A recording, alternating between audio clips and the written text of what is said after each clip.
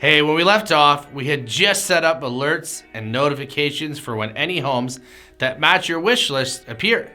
You kept an eye out for homes that interest you. Now that you've found some potential properties that fit your budget and the wish list, it's time to start taking a closer look.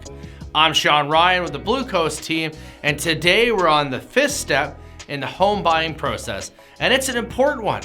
This is where we start viewing properties. So now, there are two main ways to view the property in person, which are showings and open houses.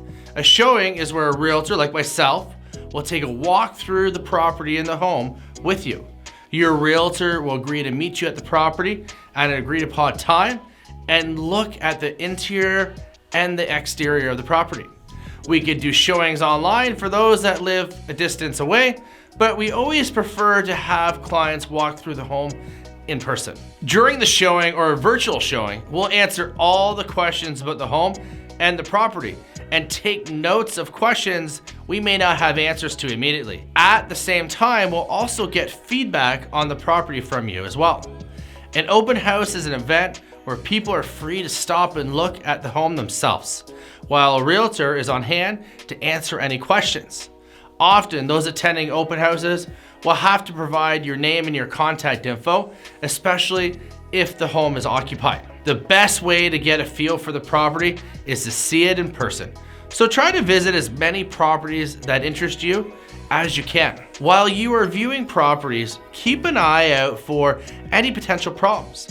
Check on things like water damage, cracks in the walls or the ceilings, or any other signs of disrepair.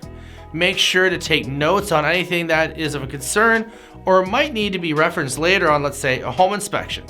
These notes can be helpful later when speaking to a home inspector as well. And listen to your gut feeling. Keep in mind, this isn't your home yet, and there are still steps you need to take if you want to make it yours. Finding your home is a process, and the more homes we get inside, the better chance of finding the one.